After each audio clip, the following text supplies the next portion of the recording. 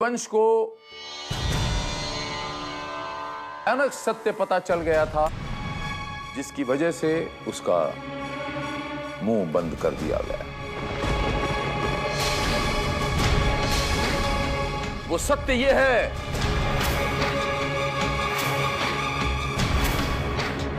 कि वैष्णवी और मोक्ष के बीच नाजायज ताल्लुकात है।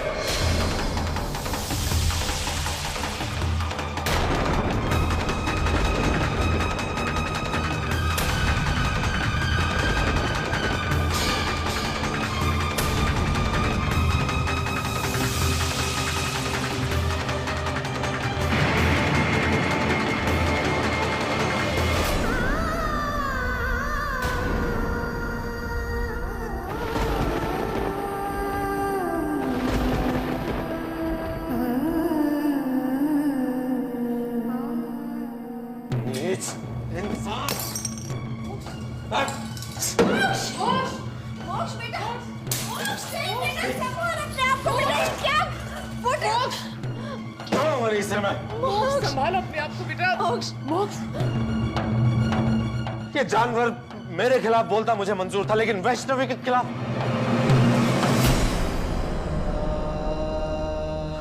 ना, वैष्णवी के खिलाफ मेरे नाजायज। बस करो बच्चा, बस करो, नहीं संभालो।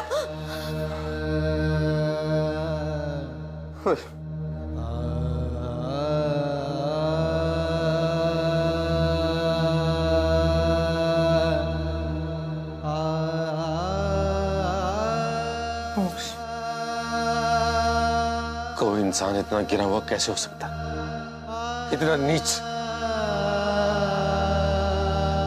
ये शील कुमार अपना ही घर जला के तमाशा देख।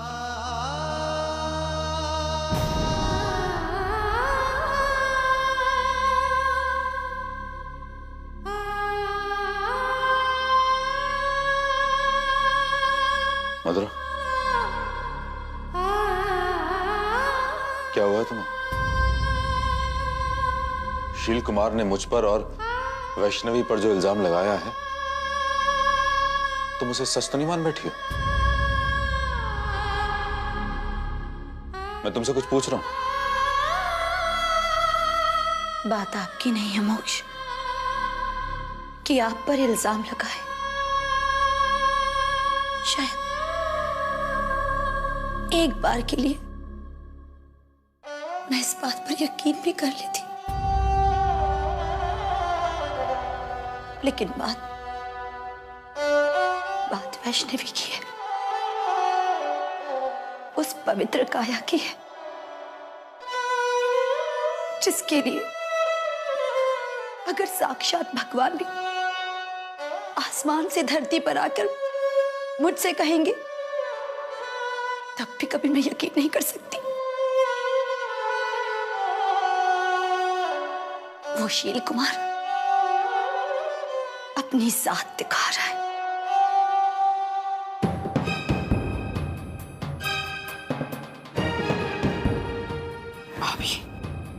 भाभी, उस वक्त जो मधुरा ने कहा था ना कि हम सबको इस घर को छोड़ के चले जाना चाहिए, बिल्कुल ठीक कहा था मधुरा ने। भाभी चलिए हम सब यहाँ से कहीं दूर चले जाते हैं। अब हमारा इस घर में कुछ नहीं बचा भाभी। बचा है मम्मी जी, बचा है। वैष्णवी पर जो इल्जाम लगाए गए हैं उन्हें बेबुनियाद साबित करना बचा है। अब हम लोग ये घर छोड़कर कहीं नहीं जा सकते, क्योंकि वैष्णवी की इज्जत पर दाग लगाए गए हैं। और हम लोग ये घर छोड़कर चले जाए? नहीं मम्मी जी, कहीं नहीं जाऊंगी मैं जब तक उन दागों को मिटा नहीं देती। मैं कहीं नहीं जाऊंगी। मधुरा बिल्कुल ठीक कह रही है। हम इस तरह वैष्णवी की इज्जत को मिट्टी में नहीं मिलने देंगे। शील कुमार का हर किया माफ हो सकता है, लेकिन ये नहीं।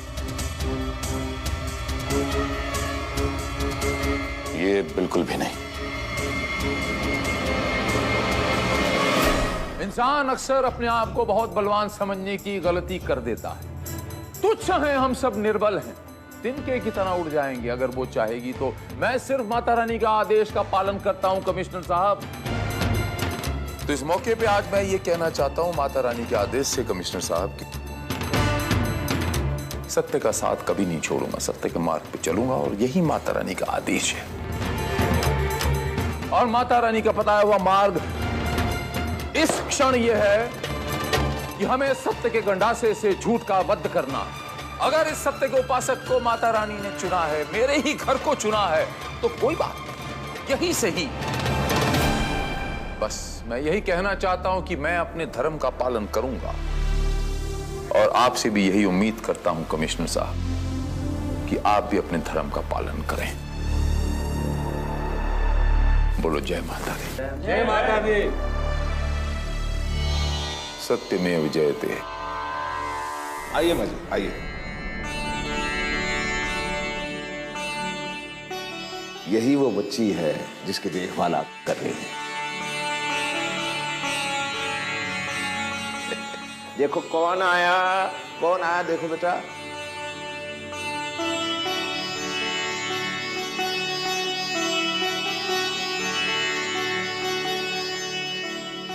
बहुत ही प्यारी बच्ची है। तू बोल रहा था घर पर कुछ खाने के लिए नहीं है,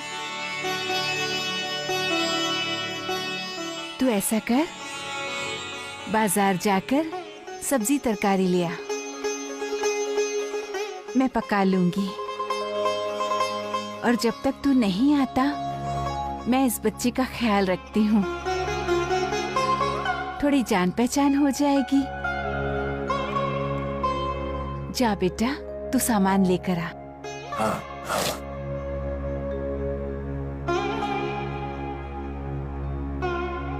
तेरा नाना अभी आता है, हैं? माँ जी मैं सामान लेकर आता। सर्वमंगल मंगल्ये शिवे सर्वार्थ साधिके शरण्ये त्र्यंबके गौरी नारायणी नमोस्तुते। मोक्ष, कहाँ जा रहे हो तुम? अरे वहीं जा रहा हूं मां, जहां मुझे जाना चाहिए। मैं इस आदमी को बख्शूंगा नहीं। क्या कर लोगे तुम? अरे उस आदमी का मौत भी कुछ बिगाड़ नहीं सकती, पुलिस उसके साथ है। देखो प्रियंवदा, मैं तुम्हारा डर समझ सकती हूँ, लेकिन इस डर से भी बड़ा वो डर है जब वंश को होश आएगा और वो हमसे पूछेगा कि हमने आज तक कुछ किया क्यों नहीं, तब हम वंश को क्या जवाब देंगे? पंडित जी जब हमसे मिलेंगे तब हम। कौन से पंडित जी भाभी? कैसे पंडित जी? कहाँ के पंडित जी? आपको क्या लगता है शील कुमार ने पंडित जी को बख्श दिया होगा? नहीं भाभी। और अगर कल वंश को होश आ गया तो हम उसे सच्चाई बता देंगे।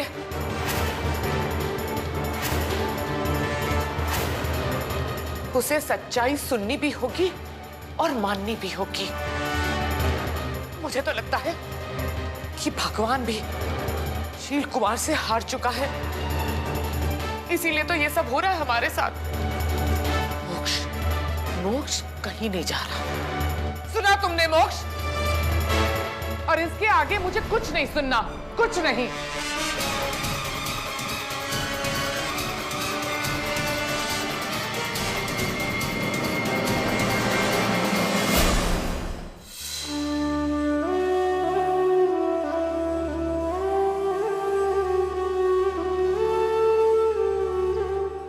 माँ बाबूजी की मदद करने के लिए कितना कष्ट उठा रही है।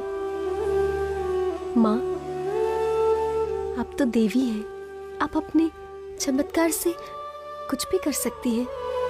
बाबूजी की सहायता आप अपने चमत्कारों से भी कर सकती हैं। फिर यूं हम इंसानों के बीच रहकर नहीं माँ, मैं आपको इतना कष्ट उठाते हुए नहीं देख सकती। माँ, आप स्वर्गलोक की ग्रंथ हो, आप देवी हो। मेरे लिए इतना कष्ट। वैष्णवी, जो कुछ भी मेरे पुत्र के साथ हो रहा है वो सही नहीं है। और माँ बेटे का रिश्ता चमत्कारों का नहीं, स्नेह और ममता का होता है। और माँ अपने बेटे के लिए कोई कष्ट नहीं उठाती है। वो जो भी अपने बेटे के लिए करती है वो उसका कर्तव्य होता है। और मैंने तुझसे कहा था ना, मैं बस एक माँ हूं जो अपने बेटे के साथ रहना चाहती हूँ। उसके हर सुख दुख में अपने आंचल से उसे छाया देना चाहती हूँ। मैं तो बस एक माँ का धर्म निभा रही हूँ। विद्यासागर जैसे पुत्र की माँ होना स्वयं में गर्व की बात है। मुझे कोई कष्ट नहीं है बेटी, मुझे तो सुख मिल रहा है। मैं अपने बेटे के पास हूँ और उसकी सहायता कर पा रही हूँ। एक माँ का सुख उसके बच्चे के साथ होने से है, ना कि उसे आसमान से उदास ताकने में है। परंतु माँ, ये सब आप कब तक करेंगी? तब मत कर पुत्री, मैं अपने माँ होने का धर्म निभा रही हूँ। तू अपना धर्म निभा। साक्षी के अंदर मेरी आस्था को सजोना अब तेरा काम है। एक माँ ही अपने बच्चे को अच्छे की समझ दे सकती है।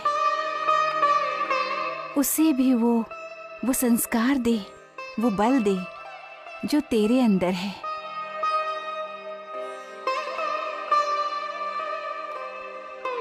उसे वो बना जिसके लिए उसने जन्म लिया है। अपनी सांसें देकर उसे अपनी जान दे दे। जीवन अब उसकी पकड़ में आ चुका है, पर उसका उद्देश्य वो मुझे अभी भी ओझल दिख रहा है।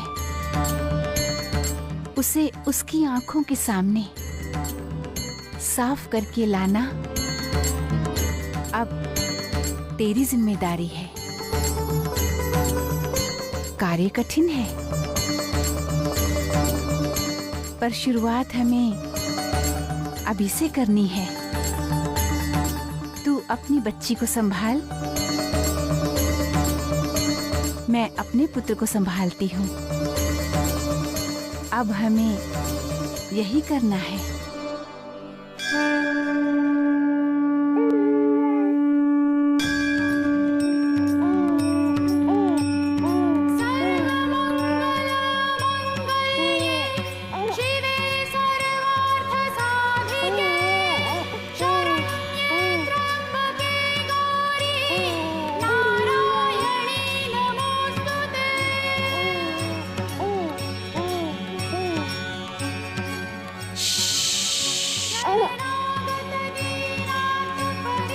अब मैं तेरी नानी हूँ। नाना ने मुझे इस घर में जगह दी है। तू कोई शरारत नहीं करना। तेरे नाना को कुछ पता ना चले कि मैं तेरी नी हूँ। समझ रही है ना? हाँ हाँ।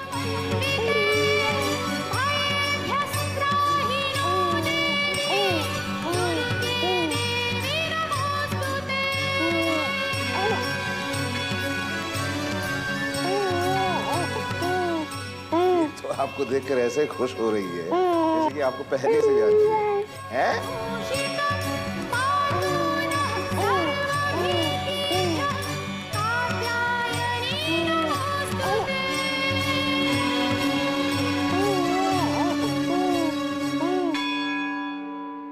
वंश की आज जो हालत है वो वैष्णवी की वजह से। मां मुझे माफ कर दे।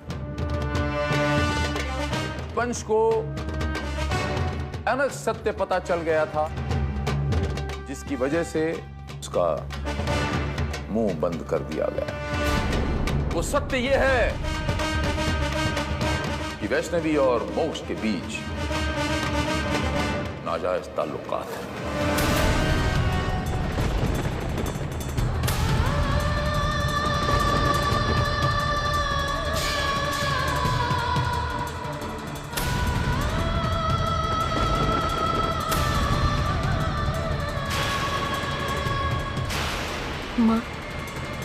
माँ आप देख रही है ना, माँ ये शील कुमार किस तरह से मेरे चरित्र पर लांछन लगा रहा है। मेरे पति का मारने का दोष, उनको मारने की कोशिश वो मेरे ऊपर लगा रहे हैं।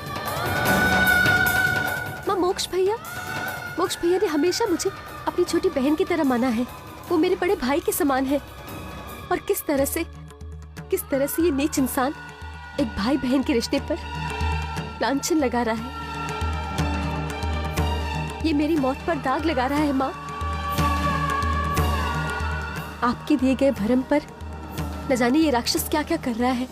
कर लेने दो शील कुमार को अति, पर उसे पता नहीं है कि जिस तरह वो तेरी बच्ची को मरा समझ रहा है, वो अब धीरे धीरे संभल रही है।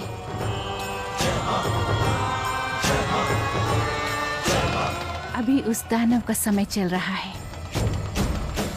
पर उसे नहीं पता कि उसका अंत आने को है।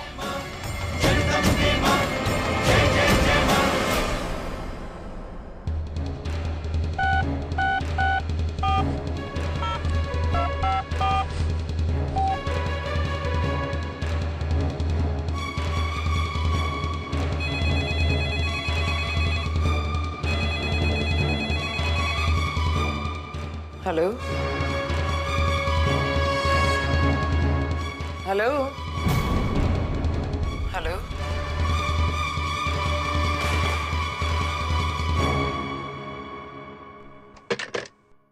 क्या हुआ माँ? किसका फोन था? पता नहीं बेटा, ऐसा लग रहा था कि दूसरी तरफ कोई है, लेकिन कुछ कह नहीं रहा है, और फिर फोन काट दिया। मिस्टर मोक्ष,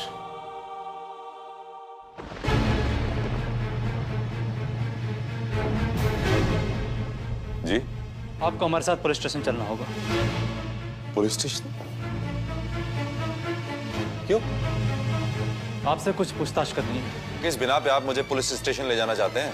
वजह क्या है? आप पर वंश के कत्ल की कोशिश करने का इल्जाम है।